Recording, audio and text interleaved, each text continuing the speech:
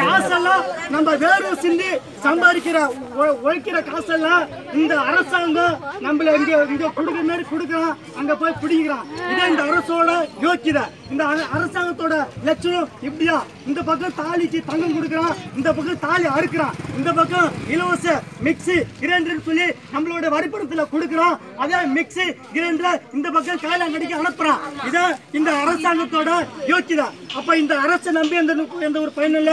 மக்களுடைய போராட்டம் தான் வெல்லும். இந்த ஊர் தொட்டிக்கு போங்கிற ஊர்ல கடை மூடி இருக்கிறாங்க மக்களுடைய போராட்டத்துல. அதனால நம்மளுடைய போராட்டம் என்னைக்குமே தோத்ததா சரித்திரமே கிடையாது. மக்கள் போராட்டம் தான் என்னைக்குமே வெல்லும். அதை வந்து கருத்தில் கொண்டு அனைத்து உழைக்கும் மக்களும் அனைத்து உழைக்கும் வர்க்கங்களும் எந்த ஒரு இடர்பாடு இல்லாம எல்லாம் வந்து அமைதியா இருந்து நம்மளோட ஒரே கோரிக்கை டாஸ்மாக் கடை மூடு.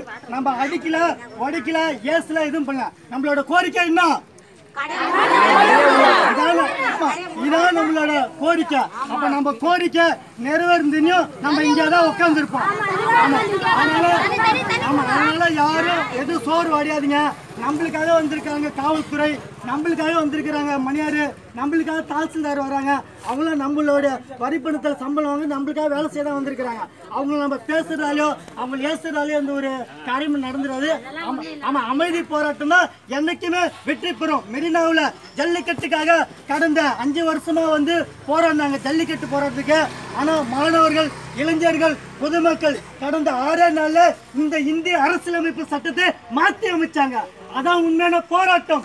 எனவே நாம் வாழ ஒரு பகுதி ஒருங்கிணைப்பு அனைத்து உழைக்கும் மக்களும் அமைதியான முறையில் நம்மளோட கோரிக்கை முன்வைத்து நாம் போராடினால் வெற்றி பெறுவோம். இதான் சரித்திரம். கடந்த கால சரித்திரமும் இல்லாமல் புரட்டி பார்த்தா, வரலாறு புரட்டி பார்த்தா நம்மளோட அமைதியான போராட்டம் தான். அதனால என்னைக்குமே அமைதியாக தான் இருக்கணும். உங்களுக்கு ஏதாச்சும் சந்தேகமா என்ன தேவைப்படும் ஆனந்தராஜ் அண்ணன் அவரை கேட்கலாம். இதான் நம்மளோட கோரிக்கை. அப்படினால யாரும் எதுவும் பேசாம அமைதி காக்குன்னு சொல்லி கேட்குறேன். அமைதியாக